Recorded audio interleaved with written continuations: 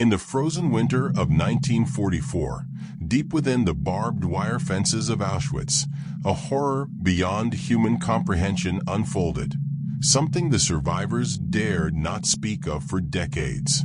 Welcome to Eerie Road Tales, where we unearth the darkest and most unsettling stories rooted in reality. Today, we delve into a tale from one of history's darkest chapters, a story of survival, terror, and an unexplainable force that haunted one of humanity's most infamous places. Stay with us as we reveal the chilling account of a Holocaust survivor who encountered what some describe as a rogue angel and others as the Demon of Auschwitz. The story begins in the harrowing depths of Auschwitz-Birkenau, a name forever etched into the annals of human suffering. Located in occupied Poland, this sprawling complex of barbed wire fences, watchtowers, and barracks was a key part of the Nazi regime's final solution: the systematic extermination of millions. Between 1940 and 1945, Auschwitz became the largest and most infamous of the Nazi concentration camps, a death factory where over 1.1 million people were murdered, most of them Jews. To call Auschwitz a prison is to grossly underestimate its horrors. This was not a place for punishment, but for annihilation. Upon arrival, most prisoners were stripped of their possessions, separated from their families, and sent directly to the gas chambers. Those deemed fit to work were subjected to grueling labor, starvation, and rampant disease. For many, death was slow and agonizing, a cruel extension of the torture inflicted by their captors. Imagine the scene: rows of emaciated figures shuffling through the snow, their breath visible in the freezing air, their striped uniforms offering little protection from the bitter cold. The sounds of barking dogs, shouted commands, and the faint crackle of distant gunfire filled the air. This was a place where life was reduced to its most primal instincts, a constant struggle for survival against overwhelming odds. Within this abyss of suffering, hope was a foreign concept. Prisoners rarely spoke of escape, for the electrified fences and armed guards made such thoughts futile. Instead, they focused on surviving the next hour, the next day. And yet, even in this bleak environment, there were whispers, stories of things that couldn't be explained, events that defied logic and reason. Among those who endured the unimaginable was a man named Joram Bernstein. Born in Hungary, Joram was deported to Auschwitz in 1944, along with thousands of others. At just 19 years old, he witnessed atrocities that would leave an indelible mark on his soul. After the war, Joram emigrated to the United States, seeking to rebuild his life far from the ruins of Europe. But while his body escaped Auschwitz, his mind remained trapped within its fences. He rarely spoke of his experiences, even to those closest to him. His demeanor was often described as detached, as though he had left part of himself behind in the snow-covered barracks. It wasn't long before Joram's silence gave way to an unusual obsession. He began to immerse himself in the study of demonology and the occult, amassing a vast collection of books and manuscripts. His home became a library of the arcane, filled with texts on supernatural phenomena and ancient rituals. To outsiders, this fixation seemed inexplicable, even unsettling. But to Joram it was a necessity. His family struggled to understand his behavior. His wife, unable to cope with his growing isolation, eventually left him. His children, confused and frightened by his obsession, drifted away. Joram became a recluse, spending his days poring over texts in search of answers to questions he could never articulate. But what was Joram searching for? What had he seen in Auschwitz that drove him to such lengths? To answer that, we must return to the camp itself, a place where death was a daily occurrence and survival hinged on luck, cunning, or sheer willpower. Joram often described Auschwitz as a living nightmare, a place where humanity had been stripped away, leaving only raw, animalistic survival. And yet, even in this desolation, there were stories that stood apart. Whispers of a man who defied the natural order, who seemed immune to the crushing despair that consumed everyone else. His name, or at least the name passed from prisoner to prisoner, was Bruce. Bruce was not like the others. In a world where survival depended on submission and invisibility, he stood out. He was defiant, unyielding, and according to some, inhumanly strong. Prisoners spoke of him in hushed tones, recounting tales of his violent resistance against the guards. Joram would later describe him as a man possessed by rage, as if he carried the wrath of every soul who had perished in that place. Unlike the others, Bruce did not cower before the guards. He fought back, often with brutal efficiency. There were stories of him taking on multiple guards at once, using whatever he could find as a weapon. But what truly set Bruce apart was not his defiance. It was the guards' reaction to him. In Auschwitz, Joram explained, any sign of resistance was met with immediate and merciless punishment. But Bruce, they didn't kill him. Not right away. Instead, they seemed to watch him, as though he were some kind of experiment. The prisoners speculated endlessly about Bruce's true nature. Was he simply a man pushed to the brink, or was there something more to him? Something unnatural? Joram, like the others, didn't know what to believe. But he couldn't shake the feeling that Bruce was different, that he was more than just another prisoner. And so, in the cold winter of 1944, as the camp descended further into chaos, the story of Bruce took a dark and inexplicable turn, one that would haunt Joram for the rest of his life.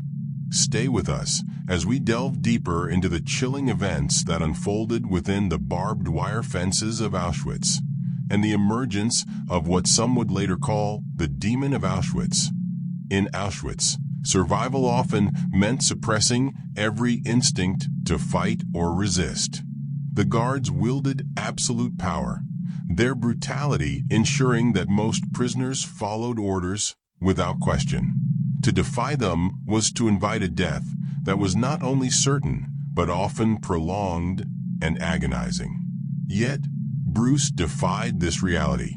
From the moment he arrived at the camp, Bruce was an anomaly. Prisoners whispered that he was different, that something about him exuded defiance and an unshakable will to live. At first, these stories were just that, whispers, rumors exchanged in the dark barracks to break the monotony of despair. But as time went on, the stories grew darker and more detailed, filled with accounts of Bruce's strength and his terrifying capacity for violence. According to Joram, Bruce's defiance was evident even during roll call, where prisoners were forced to stand for hours in the freezing cold, awaiting inspection from the guards. Most prisoners stood in silent misery, but Bruce would lock eyes with the guards, his expression unreadable, daring them to act. It was said that even the most sadistic guards hesitated when confronting him, as if they sensed something they couldn't explain. The first real tale of Bruce's defiance came during a work detail in the freezing winter of 1944. The prisoners were tasked with hauling heavy loads of gravel across the snow-covered yard, their bodies already weakened by starvation. Bruce, assigned to the same detail as Joram, was carrying a load alongside another prisoner when a guard began shouting at them for not moving fast enough. Joram recalled the moment vividly.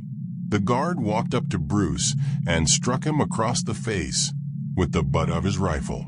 Normally, a prisoner would fall to the ground, maybe cry out in pain, but Bruce didn't flinch. He didn't even move. Instead, Bruce turned slowly to face the guard. The other prisoners froze, their breaths caught in their throats. Bruce's eyes, Joram said, held a fury that was almost otherworldly. And then, without warning, Bruce lunged at the guard, knocking him to the ground. What happened next was chaos. Bruce's hands were like iron, gripping the guard's throat with a strength that seemed impossible for a man who had been starved for months. The guard struggled, his face turning red, then purple. But Bruce didn't let go. By the time the other guards arrived, the man was dead. Joram and the others fully expected Bruce to be executed on the spot. In Auschwitz, such acts of defiance were met with immediate and merciless punishment. Yet, to their astonishment, Bruce was not shot. Instead, the guards restrained him and dragged him away, leaving the prisoners to wonder why. "I'll never forget that moment," Joram said. "We all thought it was over for him. But the guards, they didn't act like they usually did. There was no shouting, no beating. They just looked at him, almost as if they were studying him. This incident was just the beginning." Over the next few weeks, Bruce's reputation grew. There were more stories of him attacking guards, of him surviving beatings that would have killed anyone else, of him standing in defiance where others would have crumbled. Among the prisoners, a theory began to take shape. Some believed that Bruce had been part of a Nazi experiment, one of the many horrifying scientific endeavors conducted at Auschwitz. The Nazis were known to conduct medical experiments on prisoners, often with the goal of creating a superior race or enhancing physical abilities. Could Bruce have been one of their subjects? Joram himself wasn't sure what to believe. There was something about him, he said, something that didn't make sense. He wasn't just strong, he was beyond human. And the way the guards acted around him, it was like they were afraid of him, but also fascinated by him. The next major incident occurred in the barracks late one night. According to Joram, the guards had come to the barracks for a routine inspection, a process that often ended with random beatings or executions. As the guards moved through the rows of prisoners, one of them stopped in front of Bruce. The guard sneered at him, clearly looking for an excuse to assert his power. When Bruce didn't respond, the guard raised his rifle to strike him. But before the blow could land, Bruce caught the rifle mid-swing, his grip so strong that the guard couldn't pull it free. Joram described the moment in chilling detail. Bruce didn't say a word. He just held the rifle, staring at the guard. And then, with one swift motion, he snapped the rifle in half like it was a twig. The other guards moved in, shouting and drawing their weapons.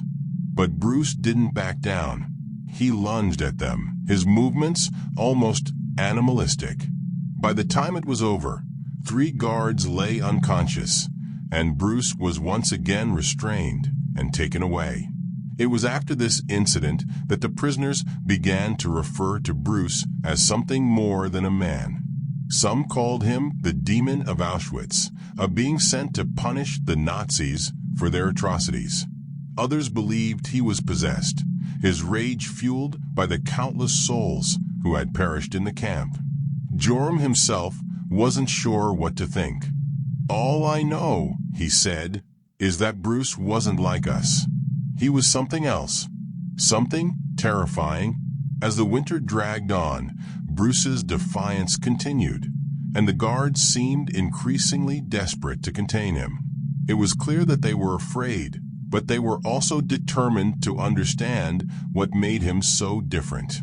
This tension would come to a head in a final, horrifying confrontation, one that would leave an indelible mark on Joram's life and the legend of the Demon of Auschwitz. Stay with us as we explore the chilling events that led to Bruce's ultimate transformation and the unspeakable horror that followed. As winter deepened in 1944, the tension surrounding Bruce reached a boiling point. The guards, once arrogant and unyielding, now seemed hesitant around him. They no longer treated him as a mere prisoner. Instead, they watched him with a mix of fear and fascination. For the other prisoners, Bruce had become a symbol of defiance, an enigmatic force who refused to bow to the same oppressors who held absolute power over everyone else.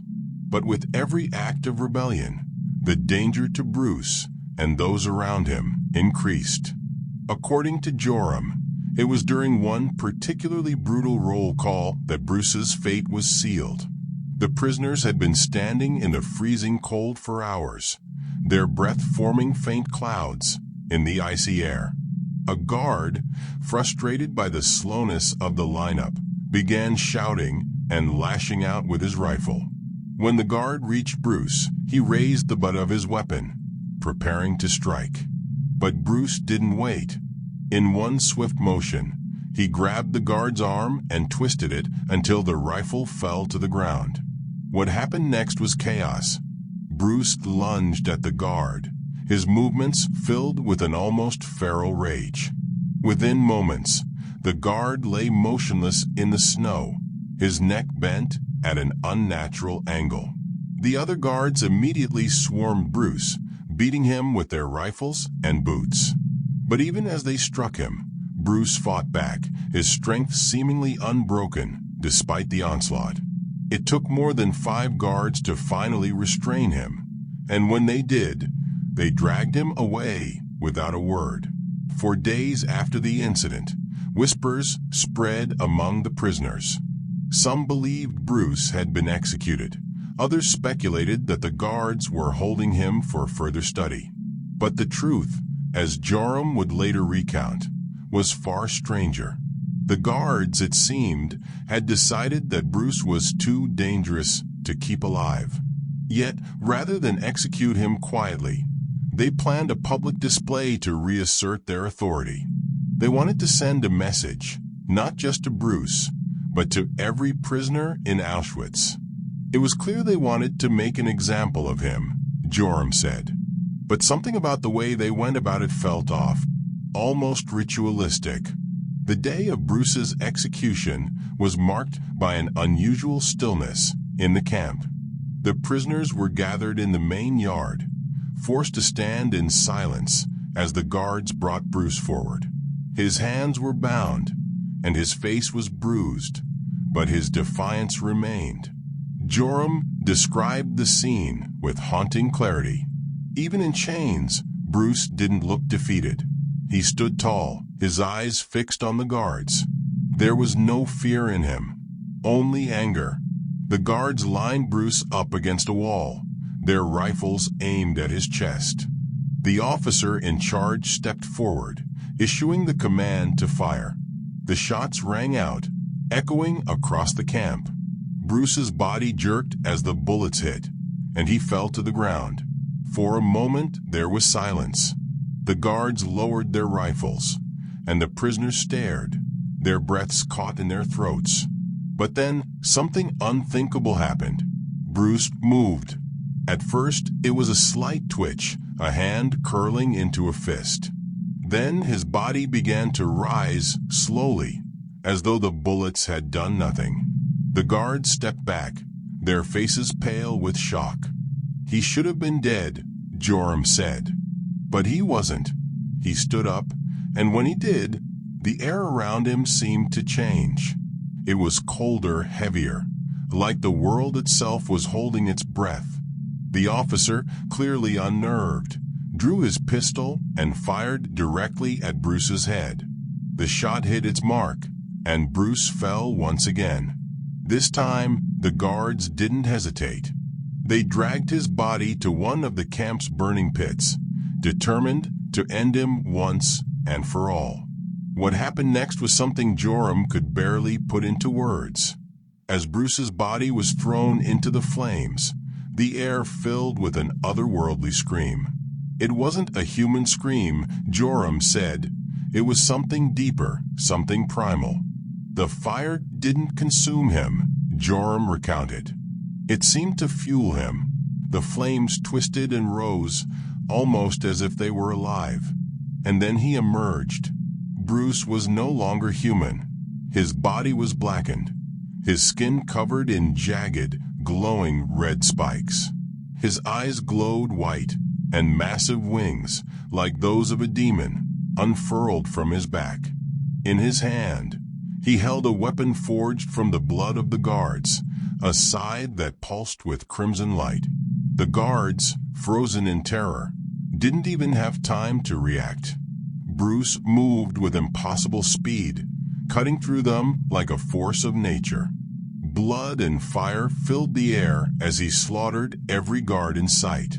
By the time it was over, the yard was a scene of carnage.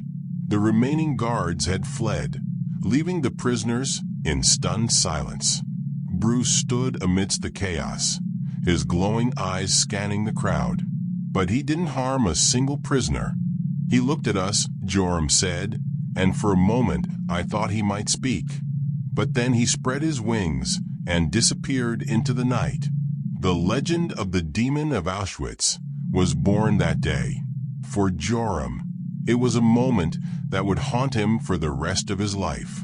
Stay with us as we explore the aftermath of Bruce's transformation and the lingering questions about his true nature. In the hours following Bruce's transformation and the carnage he unleashed, the camp descended into chaos.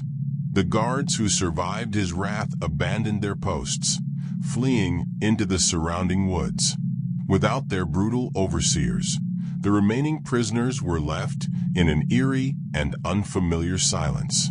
Joram Bernstein described the scene as surreal. We were standing there, surrounded by bodies and blood, but there was no shouting, no barking dogs, no orders. For the first time in what felt like eternity, there was nothing but silence. The prisoners, hesitant and unsure, began to move. Some sought to free others from locked barracks, while others simply collapsed, too weak or overwhelmed to do anything else. For Joram, the moment was bittersweet. Freedom had come, but it was wrapped in horror. It wasn't long after Bruce's rampage that Soviet forces arrived to liberate Auschwitz. The soldiers, shocked by the state of the camp, worked quickly to provide food and medical attention to the survivors. But when questioned about the events leading up to their liberation, the prisoners were reluctant to speak. Joram later explained this silence. How could we tell them what we had seen? They would have thought we were mad. How do you explain a man turning into a monster and slaughtering his captors? It wasn't something we could talk about, not then and not for years. After the war, Joram was one of the many survivors who emigrated to the United States, seeking to rebuild his life far from the horrors of Europe. But while others found ways to move on, Joram found himself haunted by the memory of Bruce and what he had become. He dedicated his life to uncovering the truth, turning to ancient texts and occult literature in search of answers. His home became a shrine to his obsession, filled with books on demonology, mythology, and paranormal phenomena. His family struggled to understand his fixation, and over time, they drifted away. He wasn't just a man, Joram would say to anyone who asked about Bruce. He was something else. I don't know if he was an angel, a demon, or something in between, but I know he wasn't like us. To this day, the story of Bruce remains an enigma.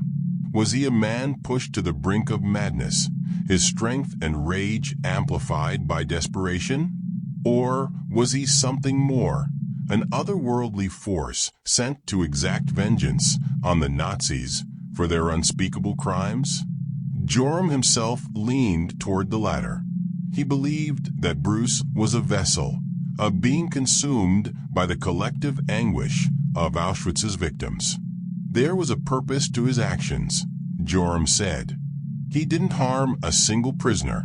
He only targeted the guards, the ones who caused the pain. It was as if he was exacting justice on behalf of all of us. Over the years, skeptics have dismissed Joram's account as the ramblings of a traumatized mind, a way of coping with the unimaginable horrors he experienced. Yet, those who knew Joram insisted he wasn't prone to exaggeration or fabrication. Survivors who were in the camp at the time corroborated parts of the story. Whispers of a prisoner named Bruce, tales of his defiance, and the inexplicable chaos that led to the camp's liberation. But none would speak of the transformation. "He's still out there," Joram once said, years before his death. "I know it. Whatever Bruce became, whatever power he tapped into, it didn't die in that fire. It's waiting." The legend of the Demon of Auschwitz has persisted in obscure corners of Holocaust history, a footnote to the documented atrocities of the camp. It serves as a reminder that even in the darkest moments of human history, there are stories that defy explanation, stories that hint at forces beyond our understanding. For Joram, the memory of Bruce was both a source of terror and a strange kind of solace. "He showed us that the Nazis weren't invincible," Joram said. "For a moment, in the middle of all that death and despair, we saw something fight back. Something powerful. Something unstoppable." What do you think? Was Bruce the man driven to the edge by unimaginable suffering? Or was he something more, a supernatural force of vengeance unleashed in humanity's darkest hour? Let us know your thoughts in the comments below. Thank you for joining us on Eerie Road Tales. If you're drawn to stories that blur the line between reality and the unknown, don't forget to like, share, and subscribe. And remember, some truths are stranger and more terrifying than fiction. And if you ever feel the flames of vengeance burning close, pray that you're not its target.